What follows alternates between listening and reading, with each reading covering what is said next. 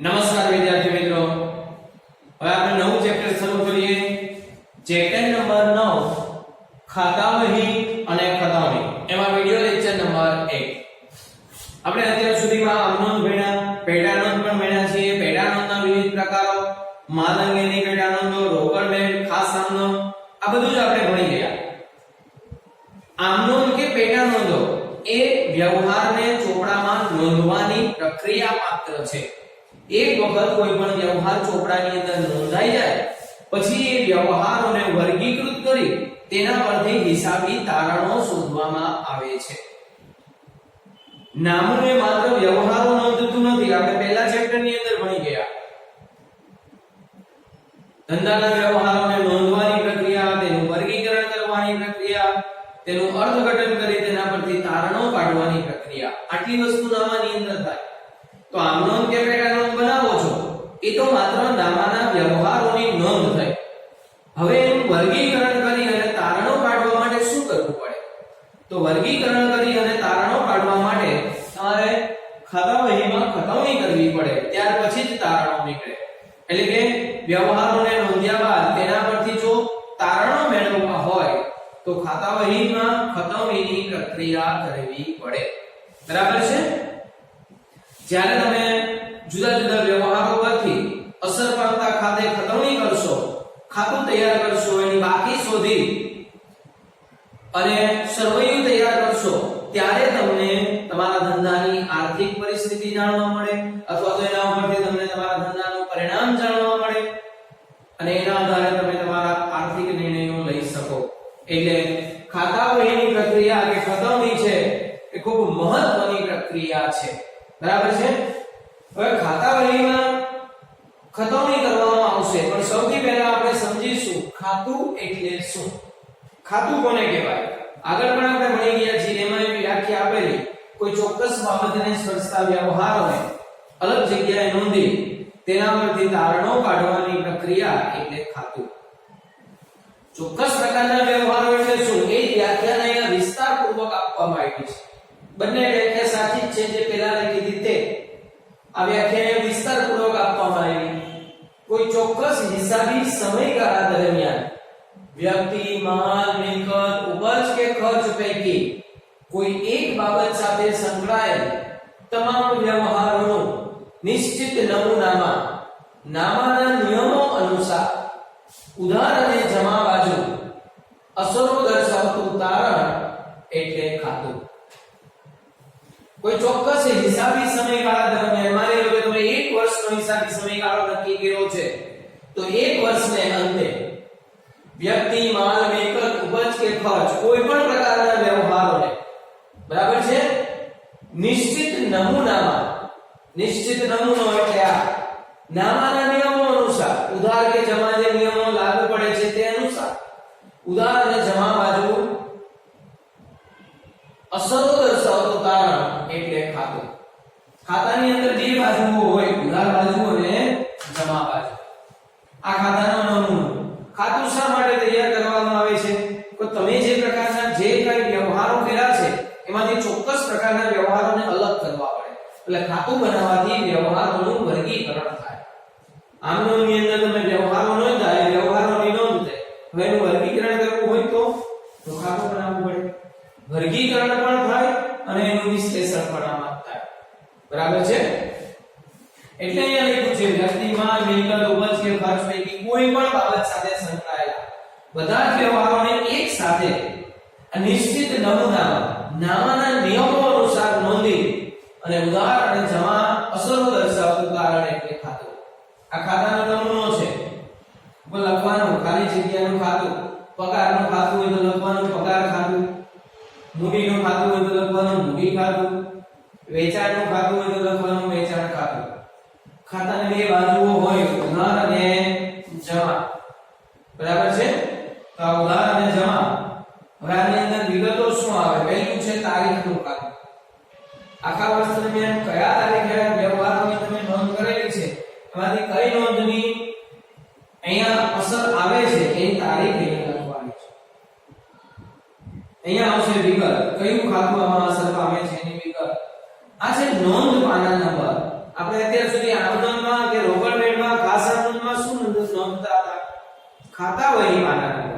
એ ખાતા વહી પાના નંબર એટલે એ વ્યવહારની ખતવણી ખાતા વહીના કયા પાના પર થઈ છે એ ત્યાં લખવાનું. અને આ નોંધ વહી પાના નંબર એટલે કે તમે આ ખતવણીની અંદર ખાતા વહીમાં ત્યાં કયો વ્યવહાર તમે લખો છો એ વ્યવહાર આમનોંધ કે પેટાનોંધના કયા પાના પર છે એનો નંબર અહીંયા લખવાનો. એટલે એને કહેવાય નોંધ વહી પાના નંબર. પણ હમણાં આમાં કઈ લખવાનું નથી. અહીંયા લખો સેમ એવું જમા બાજુ છે. તારીખ, વિગત, નોંધ પાના નંબર અને રકમ. બરાબર છે. આમાં નામાના નિયમો મુજબ જે ખાતું અસર પામતું હશે એ ઉધાર બાજુ તો અહીંયા લખાશે, જમા બાજુ અસર પામતું હશે તો અહીંયા લખાશે. અને અંતે એનું તારણ શોધવામાં આવશે એટલે કે બાકી શોધવામાં આવશે. બરાબર છે. જે હવે આપણે આગળ સમજીશું. ચલો આ ખાતાનો નમૂનો છે. જેટલા પણ ખાતાઓ ધંધાની અંદર હોય એવા એટલા ખાતાઓ આપણા ચોપડામાં બનાવવાના છે. કયા ચોપડામાં બનાવવાના છે? તો ખાતા વહી. હવે સમજીએ ખાતા વહી એટલે શું. હિસાબી નોંધો પરથી જુદા જુદા તારણો શોધવા અલગ અલગ ખાતાઓ બનાવવામાં આવે છે.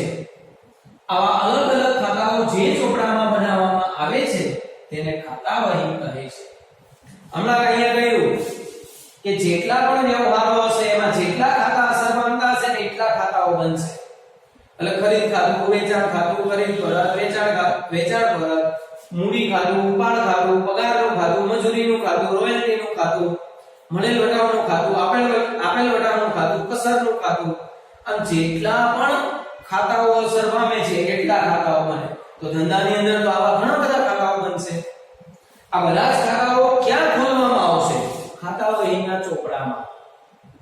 હિસાબી નોંધો પરથી જુદા જુદા તારણો શોધવા અલગ અલગ ખાતાઓ બનાવવામાં આવે છે. એટલે કે આવા ખાતાઓ બનાવવામાં આવે. આવા તો અનેક પ્રકારના ખાતાઓ બનશે. આ બધા જ અલગ અલગ ખાતાઓ જે ચોપડામાં બનાવવામાં આવે એ ચોપડાને ખાતા વહીનો ચોપડો કહે છે. એટલે આ જે ચેપ્ટરનું નામ છે ખાતા વહી અને ખતવણી, એમાં ખાતા વહી એ ચોપડો છે અને ખતવણી એ એની અંદર થતી પ્રક્રિયા છે. બરાબર છે. ચલો ખાતા વહીનો અર્થ બધાને સમજાઈ ગયો. ખાતા વહી પરથી ધંધાની આર્થિક પરિસ્થિતિ અને નફા કે નુકસાનની માહિતી મળતી હોવાથી ખાતા વહીને નામાનો મુખ્ય કે પ્રધાન ચોપડો કહે છે. હવે ધંધાના દરેક વ્યવહારના ખાતાઓ ક્યાં હશે? ખાતા વહી. એટલે ખાતા વહીના ચોપડા ઉપરથી તમને ધંધાની સંપૂર્ણ માહિતી મળશે. એટલે કે ધંધાની આર્થિક સ્થિતિ અને ધંધાનું પરિણામ તમને ખાતા વહીના ચોપડા પરથી ખબર પડશે. એટલે ખાતા વહીને નામાનો મુખ્ય કે પ્રધાન ચોપડો કહે છે. એક ગુણમાં કે વિકલ્પમાં પૂછાય છે, યાદ રાખવાનું. આગળ આવું આવી ગયું છે આમનોંધમાં. આમનોંધનો ચોપડો એ નામાનો મૂળભૂત પાયાનો કે બુનિયાદી ચોપડો છે. જ્યારે ખાતા વહી એ નામાનો મુખ્ય કે પ્રધાન ચોપડો છે. ભૂલ ન થાય એ જોવાનું. હજુ આગળ લખ્યું છે ખાતા વહીને ચોપડાઓનો રાજા પણ કહે છે. કારણ કે મહત્વની તમામ માહિતી તમને આ ચોપડામાંથી મળે છે. એટલે આ ચોપડાનો રાજા પણ કહે છે. બરાબર છે. ચલો ત્યાર પછી સમજીએ ખતવણીનો અર્થ. ખતવણી એટલે શું? આમનોંધ કે પેટાનોંધ પરથી નામાના નિયમો પ્રમાણે જે તે વ્યવહારને અસર પામતા ખાતામાં તેની ઉધાર કે જમા બાજુ નોંધવાની પ્રક્રિયાને ખતવણી અથવા ખતવવું કહે છે.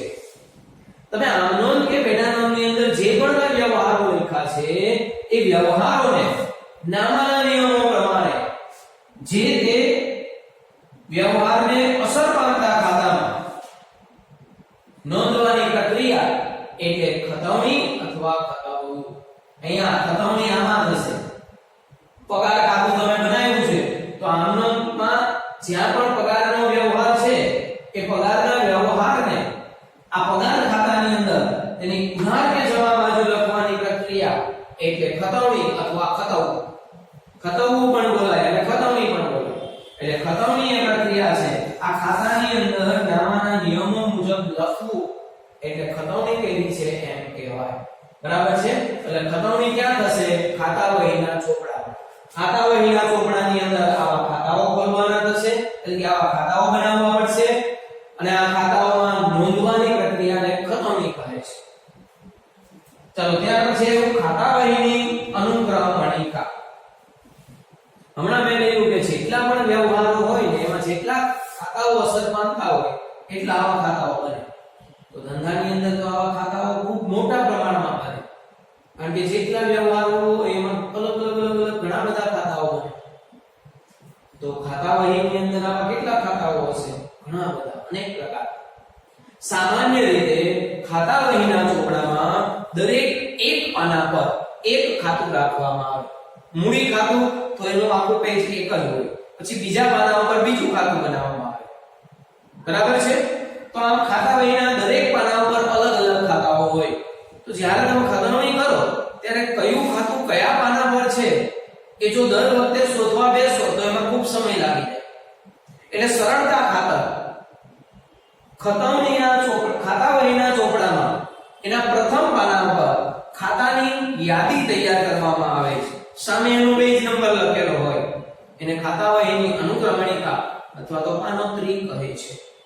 દાખલા તરીકે ખરીદ ખાતું 5મા પાના ઉપર બનાવ્યું છે, તો ખાતા વહીના પહેલા જ પાના ઉપર એક યાદી તૈયાર કરી દેવામાં આવે.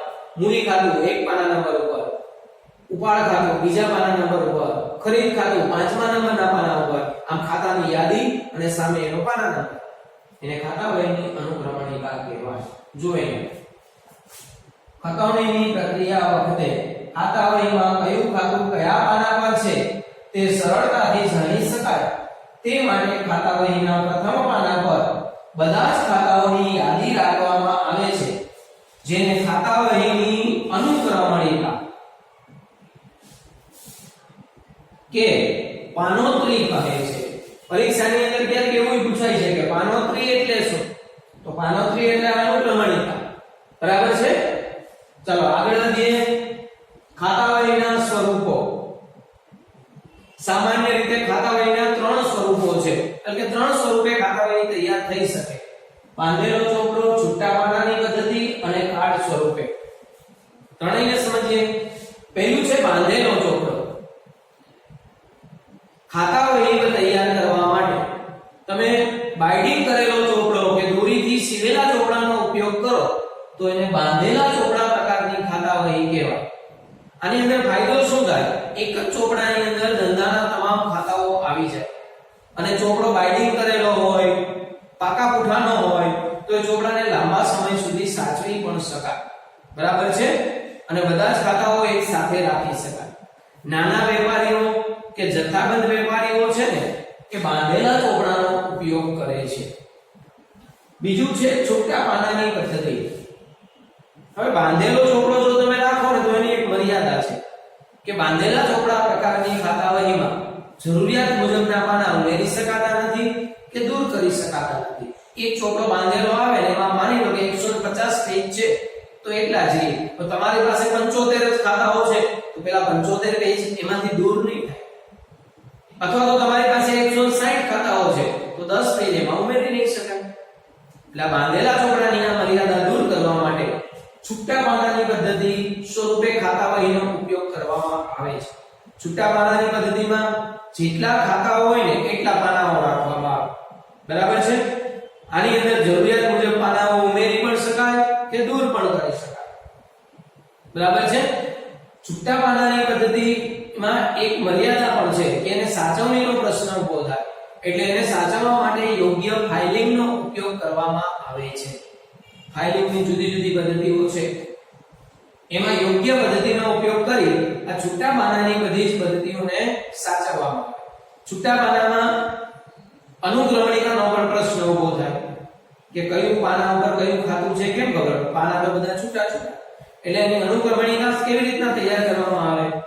ફાઇલ જે પ્રકારની આવે છે એમાં ઉપર નંબર મારેલા હોય.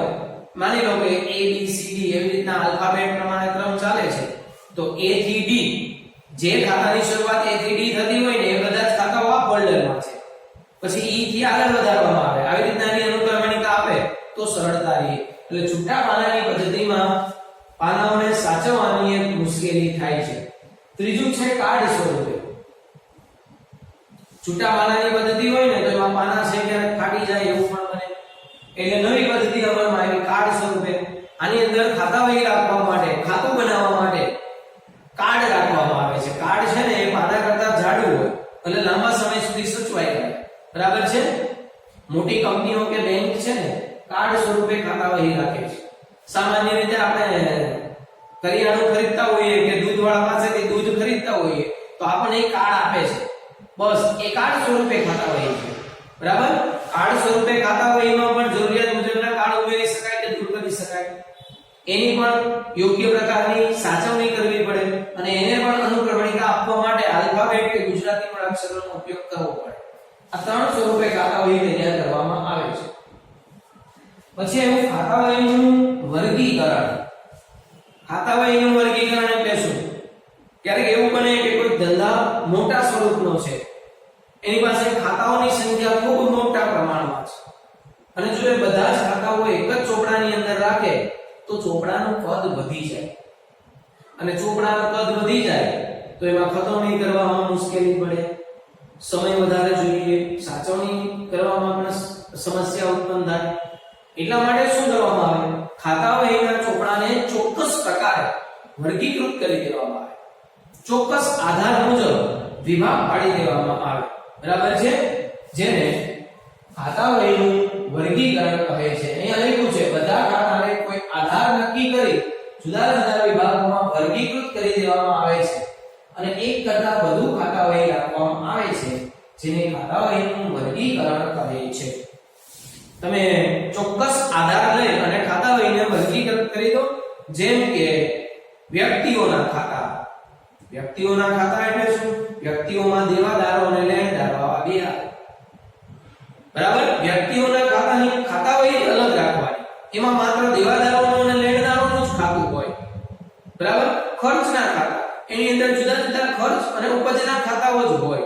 આ રીતે તમે ચોક્કસ આધાર લઈ અને વર્ગીકૃત કરી શકો અથવા તો વિસ્તાર પ્રમાણે વર્ગીકૃત કરી શકો કે આ વિસ્તારના ગ્રાહકો કે વેપારીઓ માટેની ખાતા વહી અલગ, બીજા વિસ્તારના વેપારીઓ કે ગ્રાહકો માટેની ખાતા વહી અલગ. આ રીતે પણ થઈ શકે. ટૂંકમાં આધાર તમારે નક્કી કરવાનો છે કે કયા આધારે આપણે ખાતા વહીને વર્ગીકૃત કરીશું. એને વર્ગીકૃત ખાતા વહી કહેવામાં આવે અથવા ખાતા વહીનું વર્ગીકરણ કહેવાય. અને જેટલા પણ ભાગ પાડવામાં આવે પેટા વિભાગો, એને પેટા ખાતા વહી તરીકે ઓળખાય. તો ત્યાર પછી છે ખાતાની બાકી. ખાતાની બાકી એટલે શું? અહીંયા આપણે ખાતું બનાવ્યું છે, અમુક અસરો આ બાજુ નોંધી હોય, અમુક અસરો આ બાજુ નોંધી હોય. માની લો કે તમે રોકડ ખાતું બનાવ્યું તો ધંધામાં રોકડ આવે તમે આ બાજુ લખશો, રોકડ જાય તો આ બાજુ લખશો. જેમ આપણે પેલો રોકડ મેળ બનાવતા હતા સેમ એ રીતે રોકડ મેળે ખાતા સ્વરૂપે તૈયાર થયો. બરાબર છે.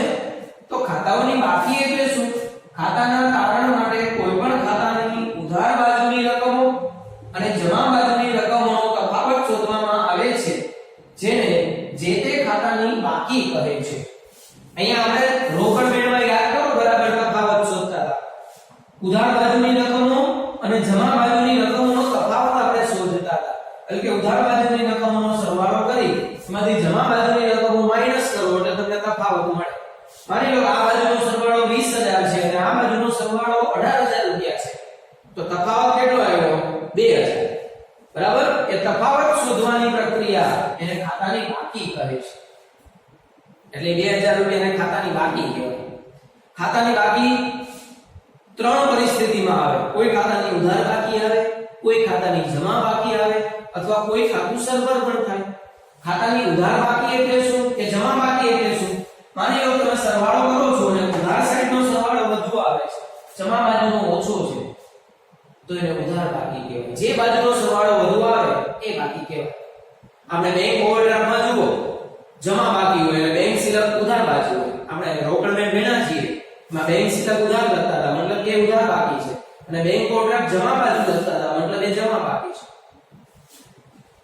જો કોઈ પણ ખાતાની ઉધાર બાજુની રકમનો સરવાળો તેની જમા બાજુની રકમના સરવાળા કરતા વધુ હોય તો તેને ઉધાર બાકી કહે છે.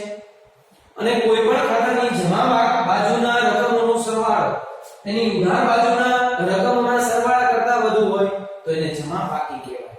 તો પછી પેલું ત્રીજું સરભર ખાતું એટલે શું? માની લો કે કોઈ ખાતાની બંને બાજુના સરવાળા સરખા આવે છે તો એને સરભર ખાતું કહેવાય. બરાબર છે. મોટે ભાગે જે વ્યક્તિઓના લેણદારોના અને દેવાદારોના ખાતા છે ને એ અમુક સમયને અંતે સરભર થાય. બરાબર છે. ચલો આ બધી જ થિયરી છે તમારે ચોપડાની અંદર આ જ રીતે લખવાની છે. બરાબર. આગળના લેક્ચરથી આપણે ખાતા વહી કઈ રીતે થાય એની પ્રક્રિયા સમજીશું. ઓકે. જય શ્રી કૃષ્ણ.